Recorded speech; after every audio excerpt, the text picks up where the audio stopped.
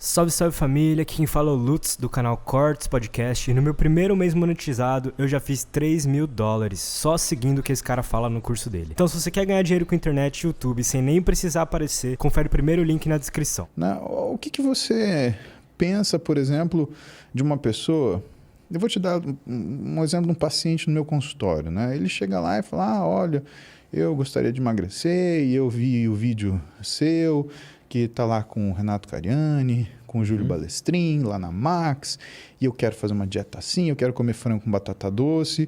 A pessoa nunca prestou atenção no que come. Você vai pegar essa pessoa e fazer uma dieta de bodybuilder para ela, você já mudar radicalmente a vida, né? Faz o menor sentido. Isso é contra qualquer situação de bom senso. Ah, mas para fulano funcionou. Por quanto tempo? Essa é a pergunta. Porque o paciente não é uma foto, Sérgio. O paciente é um filme. E quando você pega esse paciente e coloca numa situação desagradável, você cria um filme ruim. Que ele está assistindo, sofrendo e mais. Emagrecimento, que é um exemplo, não é uma coisa que você faz da noite para o dia. É uma coisa que você faz um processo longo, demorado. E às vezes a pessoa quer amanhã, né? Daqui uma semana, né? Então, o que é o processo do emagrecimento? É você criar uma rotina para essa pessoa e diminuir o que é a ansiedade dela. E explicar o quê? Qual é o objetivo? Perder 10 quilos, 20, 50? Não, não é. O objetivo dela é que ela tenha rotina. Por quê? Né? E aí vem as 3 técnicas que os nutricionistas mais utilizam no dia a dia no consultório, né? E que muitas vezes falta ele sentar um pouquinho com o paciente e gastar 5 minutos para te explicar isso. E que a gente explica para todo paciente na primeira vez que ele vem, para ele entender que a gente não está lá para fazer ele sofrer. E mais, que como médicos nós estamos ali para servi-lo, que é essa a função da medicina. É servir o seu paciente, né? Não é tiranizá-lo. Agora você vai fazer esse exame, então eu vou te operar e não é isso, né? E essas 3 coisas são super simples. E as pessoas decidem começar com a coisa mais difícil do mundo, né? Que é restrição calórica. E que nessa restrição calórica envolve uma outra coisa que também é terrivelmente difícil, que é monotonia alimentar. Então, eu vou tirar a caloria e vou comer tudo frango com batata doce. Sucesso, você vai conseguir fazer 2 refeições assim.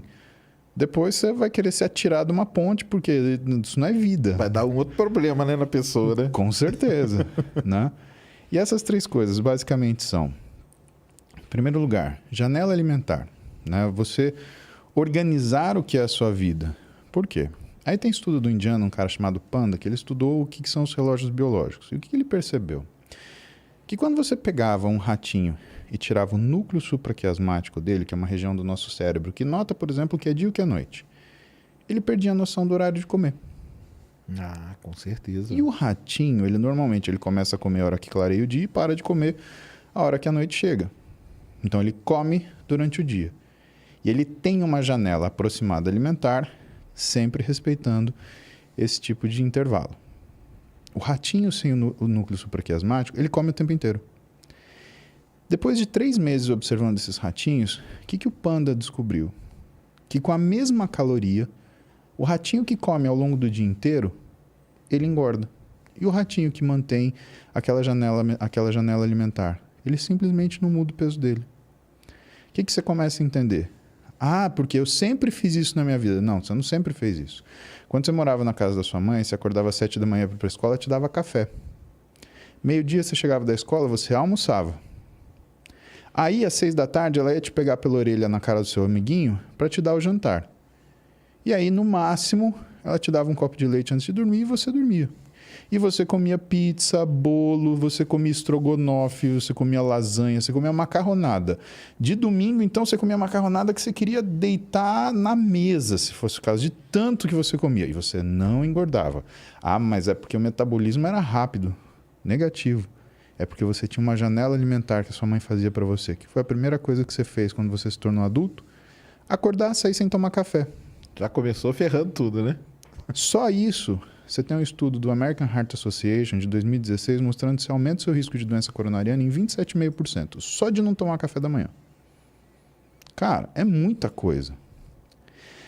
Aí, que hora você vai almoçar? Meio-dia? Não, 3 da tarde. A hora que der, né? É a famosa hora que der, né? Exatamente. 4 da tarde. Ou você vai fazer um jantoço, né? E aí você vai chegar na sua casa E você vai enrolar, vai fazer isso, vai fazer aquilo, e de repente vai vir aquela fome, Sérgio, que você vai misturar feijão, arroz, macarrão, bolo de cenoura com peixe frito e filé mignon com, sei lá, se tiver água sanitária gelada, você vai tomar, né? E isso já é a primeira coisa que a gente desorganiza na fase adulta. Regulariza tudo, né? E o nosso organismo, ele é bom, ele briga com isso durante um tempo, durante alguns anos. Chega uma hora, né, como o organismo ele é montado com base em sistemas de comporta, que ele não aguenta mais sustentar o que é essa resistência, esse estímulo nocivo. E você começa a ganhar peso, ganha peso, ganha peso, ganha peso. Segunda coisa, fracionamento alimentar. Isso é uma coisa muito legal de... Aí nessa janela aí, Claro. é que entra o lance do tal do Jejum intermitente. intermitente. É Então, isso? na verdade, o jejum intermitente ele é uma estratégia para você baixar níveis de insulina de forma aguda, tá? Já vou te falar porque que isso é importante, mas antes de falar isso, o que é bom separar? Boa parte do que faz o jejum intermitente funcionar é a janela alimentar, não o jejum. É ter o horário, né? Exatamente. Entendi. Agora, o que arrebenta com o jejum intermitente? O que as pessoas entendem do que é o jejum intermitente, não do que ele é de fato. Quando você busca na literatura médica sobre jejum intermitente, 90% dos trabalhos são sobre avaliações observacionais, trabalhos observacionais do quê? Do jejum dos muçulmanos, o isso que eu ia Ramadã. falar. É o Ramadã, exatamente. Isso não é jejum intermitente, Sérgio. Por quê? Primeiro, não tem um horário fixo para começar. Não tem um horário fixo para terminar, segundo lugar. Terceiro, você não tem consumo de água durante o período do jejum. Então, você está desidratando. Quarto, as refeições são festivas. Então, a refeição de entrada no jejum é uma refeição lauda para o muçulmano conseguir tolerar o que é aquilo, o tranco do dia. Isso. E a refeição no final do dia, o iftar, ela é uma refeição festiva que você faz com seus amigos. Ou seja, não tem nenhum tipo de objetivo científico, fisiológico, fisiopatológico, de emagrecimento, de ganho de massa muscular. Nada disso. Ele é cultural. Exatamente. Né? E o jejum, ele também faz parte de outras religiões. Ele faz parte de algumas coisas relacionadas ao catolicismo também. Você tem os jejuns católicos, você tem as restrições seletivas, né? Que nem não comer carne na sexta-feira santa. Sim. Cara, se você está falando para mim que jejum intermitente é para emagrecer, então não comer carne na sexta-feira santa também é para emagrecer. Né? Você percebe que não faz sentido isso. E aí as pessoas fazem o quê? Por exemplo, o que desmonta o jejum intermitente? Eu faço jejum intermitente, eu faço uma janela de 8 horas de alimentação. Então o jejum intermitente foi todo baseado no Ramadã mesmo? Na verdade, não.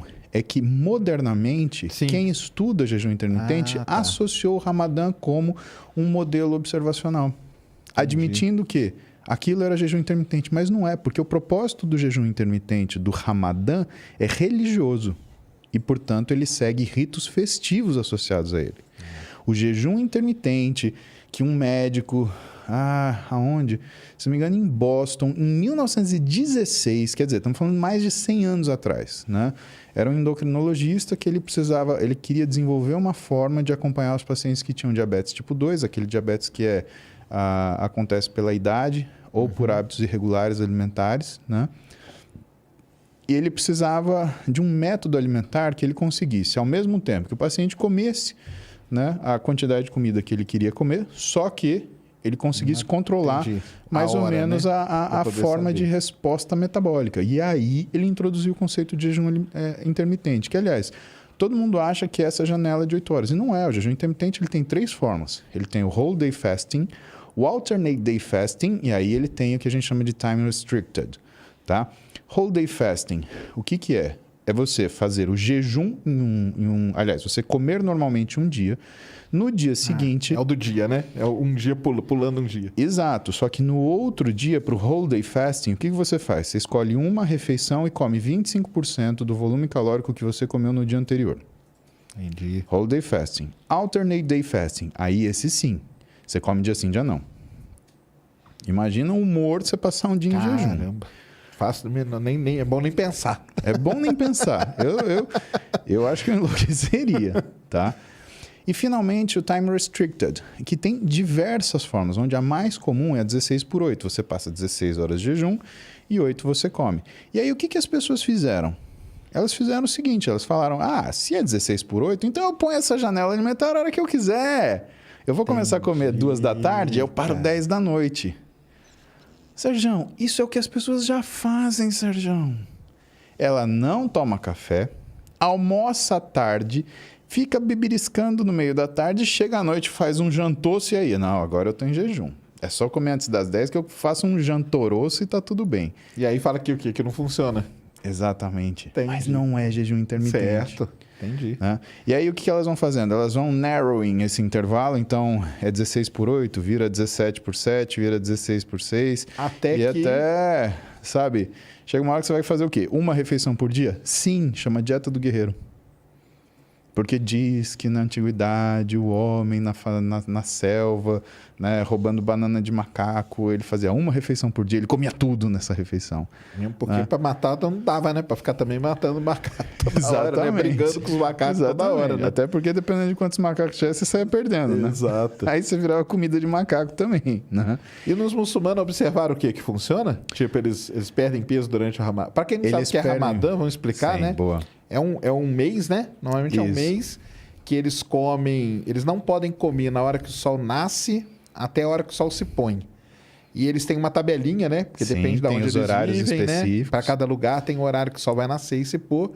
Nesse período eles não podem tomar água, né? Não, durante o dia não água e não pode comer. Não pode nem... Se você toma remédio, você não pode nem tomar o remédio com água. Isso mesmo. Né? E é um período de penitência para eles entenderem os que são as situações que estão relacionadas com privações. Né? Você tem horários fixos para orações, você tem 5 orações em horários específicos. Né? E que, assim, cada dia tem um horário, baseado no que é o sol raiar e no sol se pôr. Porque tá ligado com a astronomia. Não é? O sol não nasce todo dia no mesmo horário. Perfeito. E eles têm que seguir essa tabelinha. Eu sei porque eu já trabalhei com um muçulmano e ele andava com a tabelinha, entendeu? Sim. Então ele falava, hoje... não, cara, hoje eu não posso. Só daqui tanto tempo que eu posso comer e tal. Então ele tinha sempre a tabelinha para consultar. Sim. Por isso que eu tô ligado. E ele anda com o tapete dele, né? Anda com o tapete, que quando... tudo isso aí. Eu lembro que eu fui dar um curso de suplementação, fisiologia esportiva e nutrição esportiva em Dubai. E no quarto de hotel você tinha o tapete. Que maneiro. E o tapete do muçulmano que tem essa finalidade, ele tem uma bússola. Então você sabe tem que sempre apontar para Meca. Exatamente. Isso aí. Você tem que sempre apontar para Meca. Isso mesmo. E é muito interessante isso, porque você começa a entender o que é a natureza de um turista e de um viajante. Né? O turista, ele quer, sei lá, Disney, uhul. O viajante, ele quer entender como a coisa se processa. E o legal na vida é você ser viajante para você absorver aquilo e tentar entender algumas coisas que acontecem com a sua vida, na sua rotina, no dia comum, para aquilo que é o seu modus operandi e até entender de algumas coisas por que elas são como elas são. Uhum. Mas aí eu estava te contando do jejum intermitente. Então, né? E os muçulmanos, o que verificou neles? Que eles perdem peso nesse período, mas eles se recuperam logo depois. Entendi. Terminou o Ramadã, já tá tudo... Vida normal. Né? Por quê? Porque você, na realidade, mexer com peso é uma coisa que tem a ver com rotina, não com sacrifício. É isso que as pessoas precisam entender, né? E parece, né, quando a gente fala dos 4 estágios da agonia, né, que norteiam muitas das decisões humanas, que as pessoas elas fazem uma barganha, tipo, eu me proponho, ou eu tolero, ou eu me resigno a passar o sofrimento de ficar em jejum, mas eu quero perder peso. Uhum. Né? E quando a gente fala dos 4 estágios da agonia, né, o que é? O primeiro, negação. O segundo, ira. Terceiro, a barganha. E o quarto é a decatexis, né? Quando você relaxa, né? A gente fala isso muito em cuidados paliativos, deontologia, né? Que é o estudo da passagem das pessoas, né? A aceitação do processo de morte.